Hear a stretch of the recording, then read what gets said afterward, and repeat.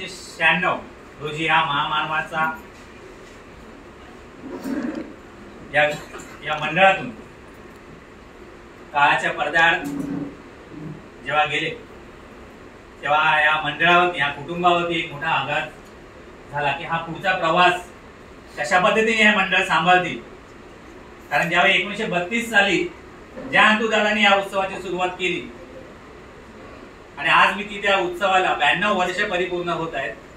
एक अभिमानाची गोष्ट आणि एक कौतुकाची बाब तुम्हा आम्हा शंकर कोतकरांचा आणि सुतारवाडींचा एक केंद्रबिंदू म्हणून आपण ज्याला आपण बघतो हनुमान जन्मोत्सव जेव्हा आपण गेले 92 वर्ष सातत्याने आपण या ठिकाणी साजरा करतो.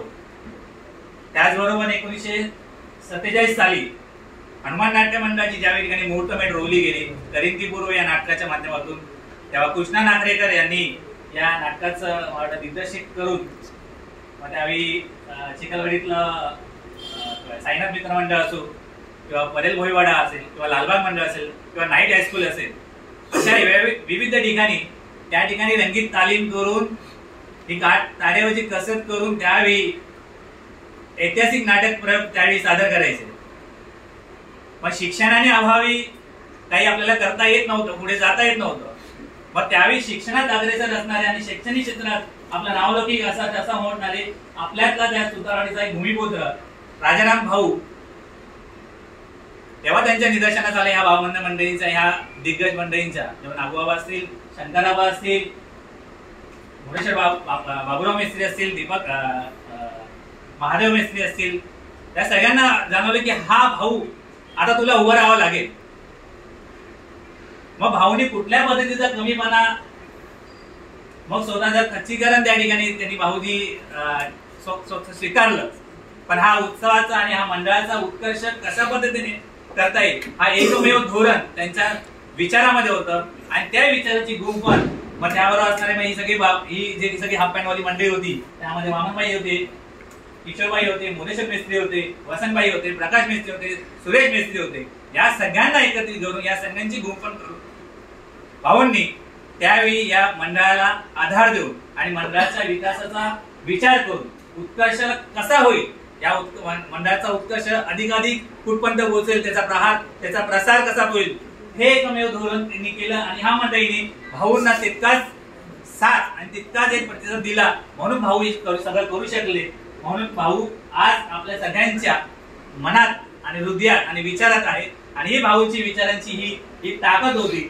म्हणून आज गेली 28 वर्ष भाऊ आपल्यामध्ये नाहीत, पण त्यांच्या विचारांची आणि त्यांच्या आठवणींची एक ताकद, भाऊनी जरी पैसा कमवला नाही तरी तुमच्यासारखी श्रीमंती लोक आणि तुमच्यासारख्या विचारांची माणसं आज कमवली. म्हणून आज हा आणि त्याच्यामध्ये या सुतारवाडीतील मंडळींनी आपल्या मनोभावे त्या ठिकाणी पूजा अर्चा यथास्थान आजपर्यंत केली गेली.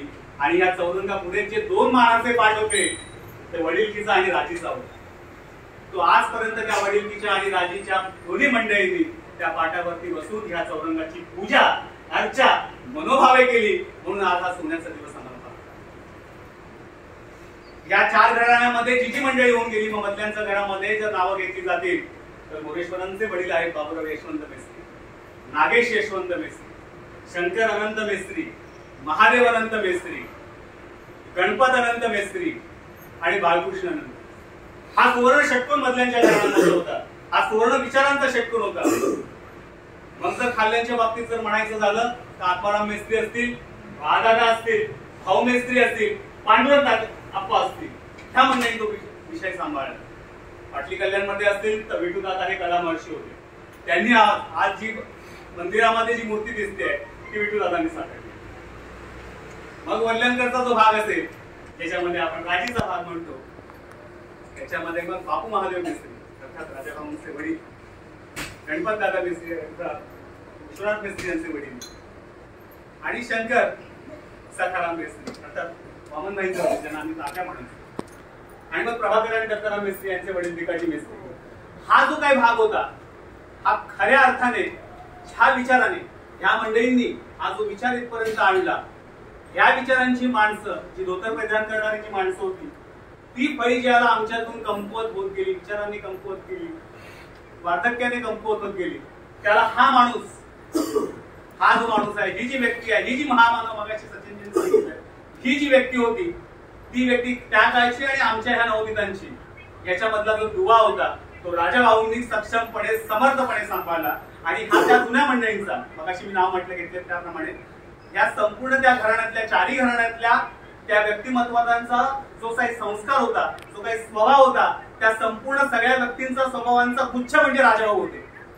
आणि म्हणून राजाभाऊंची थोडी आज आम्ही गातोय. कारण त्या मंडळींना आम्ही पाहिलं नाही, पण ती मंडळी कशा पद्धतीची होती, कशा विश्वासाची होती आणि सुतारांचा चौरंग त्यांनी कशा पद्धतीने उभा केला त्याची मांडणी करणारे राजाभाऊ होते. राजाभाऊंनी ही गोष्ट आमच्यापर्यंत आणली नसती, हा गुच्छ जर सांभाळला नसता तर मला असं वाटत नाही की 1932चा काळ आम्ही पाहिला असता. आज त्या काळी आम्ही जन्मलेला आहे, आज इथे बसलेल्यापैकी कोणी 1932चा नाही. पण त्या काळची परिस्थिती काय आहे, ती कशा पद्धतीची होती, हा विचार ज्यांनी रुजवला त्याच्यामध्ये राजाभाऊ. म्हणून 27 डिसेंबर 1996 रोजी ज्यावेळेला राजाभाऊ गेले तिथपासून आज 28 वर्ष त्या मध्ये हा दिवस साधण्याचं कार्य ज्याच्यामध्ये अग्रेसर पद्धतीने घेतलं गेलं ते प्रकाशभाई आणि वामनभाई यांच्या पुढाकाराने हा कार्यक्रम, हा दिवस त्या ठिकाणी घेतला गेला. आणि ती खऱ्या अर्थाने या गुरुसाठी गुरुदक्षिणा ही आमच्याकडून, आमच्या सगळ्यांकडून, मंडळाकडून ही गुरुदक्षिणा आहे. हे त्यांचं पुण्यस्मरण आहे. आणि हा गुरुदक्षिणेचा, हा दीक्षांतेचा कार्यक्रम मंडळाने कुटुंबातल्या सगळ्यांच्या बरोबरीने, त्यांच्या भगिनी, त्यांच्या मुलींच्या वतीनं, त्यांच्या मुलांच्या वतीनं आम्हाला इतकी वर्ष 28 वर्ष घेता आला याचा साक्षीदार मी आहे. कारण 28 वर्ष येत असताना हे झालेले 28 कार्यक्रम प्रकाशभाई तुम्ही आहात, वामनभाई तुम्ही आहात आणि तुमच्या बरोबर तुमचा बोट धरून येणारा विरेश देखील. एकही दिवस असा नव्हता किंवा एकही दिवस असा माझ्या बघण्यात नाही की 27 डिसेंबर 1996 पासूनचे गांधी हॉस्पिटल आणि त्याच्यानंतर चिखलवाडीत झालेला माझा प्रवास आणि त्यानंतर आजची वेळ मी विसरणार. माझी आठवण चिरंजीव म्हणून त्यांनी त्यांच्या आठवणी सांगितल्या, जावई म्हणून त्यांच्या आठवणी सांगितल्या. गांधी हॉस्पिटलचा साक्षीदार मी आहे, पुन्हा ते माझ्यासोबत आहे. तर तो दिवस, त्याच्या अगोदरचे 2 दिवस ह्या सगळ्या गोष्टी जाणून घेतात. म्हणूनच गुरुदक्षिणा, ज्या माणसाने आम्हाला इथपर्यंत आणलं, ह्या मंडळाला इथपर्यंत आणलं, ज्या संघर्षाचा काळ ज्या वेळेला गेला, मगाशी सांगितलं 1987चा जो संघर्षाचा काळ आला, त्या संघर्षाच्या काळामध्ये ज्या पडती बाजू मंडळाची झाली त्यावेळेला निर्मिती खर्च कशा पद्धतीने कमी येईल, काटकसर कशा पद्धतीने कमी येईल, त्याला भाऊंसारखा माणूस उभा. आणि ती गुरुदक्षिणा आहे. कारण त्यांनी आमच्यासारखे, आम्ही त्यांच्या पुढे कमी आहोत, शून्य आहोत, कधीही आम्ही त्यांच्या पुढे होऊ इतकी आमची पात्रता नाही. पण जी मंडळी यांनी घडवली, स्वतःची मुलांना घडवलं, स्वतःच्या भावंडांना घडवलं, भावंडांना घडवलं आणि म्हणून आम्ही त्यांचे शिष्य आहोत. ही लालबाग मगाशी ज्यांनी त्यावेळेला म्हणवली, मगाशी सांगितलं की लालबाग ही केवळ बाग नाही, ती खऱ्या अर्थाने आज आनंद बाग झाली. आणि ही खऱ्या अर्थाने आनंद बाग आहे. कारण तुमच्यासारखी ही त्यांच्या बागेमध्ये ही फुलं ही जी आहे ती फुलं भरली गेली, या काळ्या फुलल्या गेल्या, त्या भाऊंच्या प्रेरणेनं, भाऊंच्या संस्काराने, भाऊंच्या विचाराने. केवळ त्यांच्या घराण्यातलीच ही माणसं फुलली गेली नाहीत, तर त्यांच्यावरती प्रेम करणारे त्यांचे जावई पण, त्यांची नातवंड देखील खऱ्या अर्थाने बहरत गेली.